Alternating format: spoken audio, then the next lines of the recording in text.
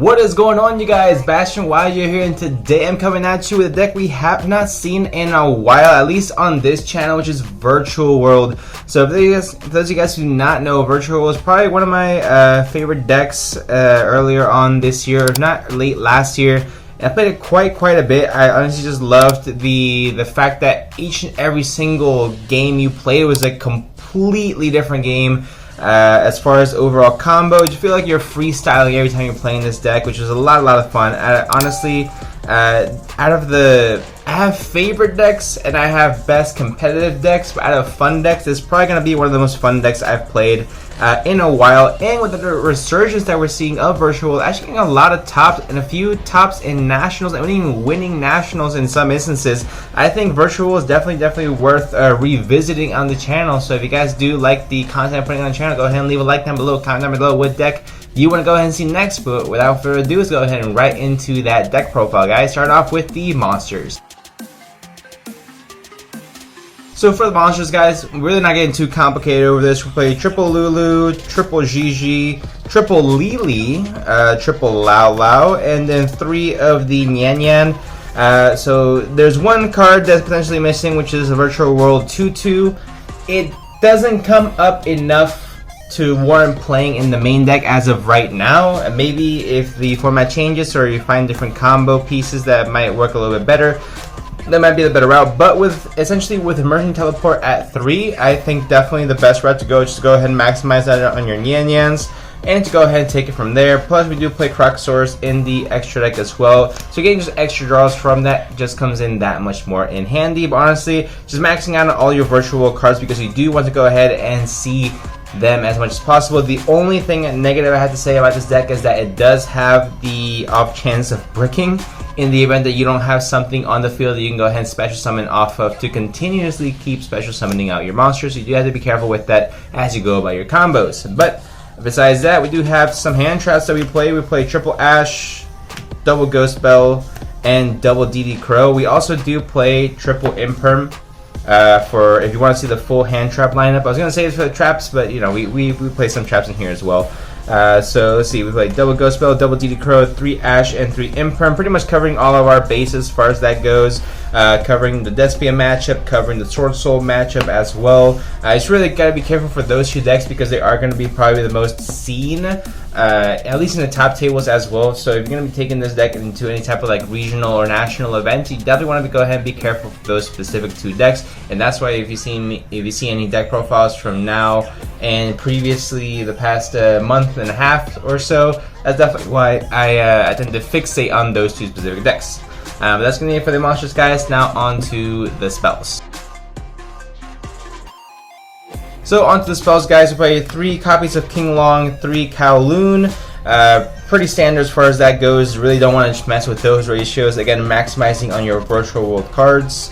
Next, the card that absolutely breaks this deck is triple Emergency Teleport. I can't believe Konami put this at 3. I think that's absolutely ridiculous. It's not once per turn, not hard once per turn, soft once per turn, anything. It's just absolutely just ridiculous that you can just keep abusing this card, and especially more psychic monsters, specifically Lulu and Nyan Nyan from your deck. So it's absolutely phenomenal. You have to go ahead and play this card at 3. Double Desires, go ahead and search for your combo pieces. You play everything at 3 also because you can play Desires now at 2, making a much more viable option for the deck. And we did have 1 extra slot for the spells, so I want to go ahead and put in 1 Harpy's Feather Duster. So this the reason why I didn't go for like a quick play like Twin Twister or Cosmic Cyclone and things like that, because if I'm gonna be activating this card, is because my opponent has Mystic Mine. You have to play a main deck out to Mystic Mine, at least 1 in every single deck. So that's why I think it's really important to go ahead and play this, especially in Virtual World, because you're going to be summoning out a lot. So you need to go ahead and be careful for this type of events. Plus, if they have like a metaverse or anything like that, even if they activate it, it still resolves as Chain Link 2. So Harpy's Feather Duster will go ahead and take care of everything once it resolves as Chain Link 1. So I think honestly this is probably going to be the best spell and trap removal specifically for this deck, because you really don't gain anything from sending anything to the graveyard, because you're other cards are already sending cards from your hand to the graveyard, so at the end of the turn you are going to want to make sure they actually still have cards in your hand to follow up for next turn, and that's why I don't want to get too crazy with that. But anyway, that's an overly extended explanation as to why I play Harpy's Feather Duster. That's going to be it for the spells, guys. Go ahead and get into the traps. For the traps, guys, don't get too complicated. The double Chuchi and one Jiawu. Level modulation, increase or decrease by level 3, and then Jiawu is a free special summon. Only got to put a card back from your hand into your graveyard. That's going to be it for the deck, guys. For the main deck, it's going to be a 40 card main deck. We don't have to get too crazy, too saucy with it. I know some people like playing like Foolish Burial Goods with the Metal Force Fusion. I was a big fan of that engine a while back. Triple Tactics talents are really good to play. Cross-out designators are amazing in this deck, and in the event you get hand trapped. But honestly, this deck can really play without all those cards. So this deck, what I wanted to go along with it was pretty much a similar mindset that I've had for recent decks. Is just go for as much gas as possible and just pretty much pedal to the metal. If we're gonna go down this road of playing this deck, we might as well just go all out. So this is definitely gonna be the most fun strategy and the best strategy for me. So anyway, with that being said, guys, that's gonna be it for the main deck, 40 card main deck. Now on to the extra deck. So for the extra deck, guys, we play one copy of the Shenshin, one Ultimate Zolkin, Crystal Wing, Croxsaurus, one copy of your what's the card called again? The Stardust Charged Warrior, one Coral Dragon, draw one, one Math Mech, Final Sigma, one Juju, and then one of your Vermilion Dragon Mech. So all of these have their all intensive purposes. Really good. Gives you draw.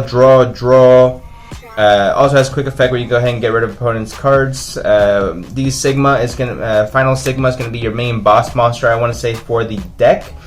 Because it is so easily summonable for this deck, and if it's in the extra monster zone, it increases the battle damage your opponent's going to be taking, and also unaffected by your opponent's card effects, except for Math Mech cards which you control. So no one's playing Math Mech right now.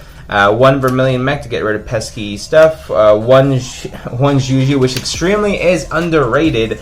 This card can help you get around a lot of things, or it can help you stall for time as well. One Crystal Wing, of course, with the Zolkin, which is pretty standard in any virtual world deck, and of course your one Shenshin, which is any deck that has a walking archetype specific Macrocosmos should play, and right now virtual, I believe, is the only one who has a archetype specific virtual world what's it called, Macrocosmos, a walking Macrocosmos. So I think is absolutely phenomenal. And the thing is that this card is also extremely splashable in other decks as well. So it's probably one of the best level 9 synchros in the game at this moment. For the Xyz, guys, play one Beatrice, one Utopia Beyond, one Breaksword, one M7, one Fan, and then one AA Zeus. Sky Thunder. So this is definitely going to be necessary. The Fan is probably one you haven't seen a lot recently, and honestly it's a card that's definitely slept on. So if you guys have not read this card, we'll go ahead and do it together. So it's 2 level 6 monsters. Once per turn you can detach 2 materials from this card, then target one face-up card your opponent controls and one card in the graveyard and banish them. So it's a double banishment. Essentially is a quick effect, which is really good. Not a quick effect, but you know what I mean. So if this card is Xyz summoned destroyed by a battle by an opponent's attacking monster, or by an opponent's card effect while in the monster zone, you can special summon 2 virtual monsters with the same type and activate each other from your deck. So even if your opponent gets rid of this card, it's still a pest to go ahead and deal with, because it's still going to bring out 2 more virtual monsters from your deck. Which is just insane, because it gives you, like I said, Virtual World has an issue with breaking. But if you already have 2 Virtual Worlds on the field because of Fan's effect, then you're good to go. Plus, if they get to that point, then they're going to have, it's safe to say they're going to have very little resource to go ahead and deal with whatever else you have on the board. And beyond is just the game breaker on its own, essentially. So that's going to be it for the deck, guys. Main deck and extra deck, 15 card, obviously, in the extra deck, and 40 card main deck. If you guys do want to see combos with Virtual World, go ahead and let me know in the comment section down below. Honestly, this is just a lot of fun. So if you guys want to see some test hands, that would honestly be a lot of fun to do. I might just go ahead and do that regardless, just because with Virtual World, like I said, it just feels like you're just freestyling, just drawing a whole bunch of random cards into your hand and seeing how you go, because each and every, there's no linear line combos depending on what cards you have, because each and every single time is just going to be different depending on what cards you draw, you know, what you're able to send to the graveyard, and it's so cool as far as that goes. And that's honestly why I like Virtual World so much, and why honestly I believe it's been topping so much recently. Again, winning Peruvian nationals, topping a lot of other regionals and nationals here and there. I think Virtual World is definitely a very slept on deck, and one that you should probably go ahead and check out, especially if you're on a budget. I think this deck could be absolutely insane. You get the entire deck prismatic rare for like 15-20 bucks. So even if you want to be on a budget, you can still go ahead and style on them just a little bit. But yeah, guys, go ahead and let me know what you guys are going to see next in the comment section down below. Like if you guys did enjoy, subscribe for more, and I'll see you guys in the next one.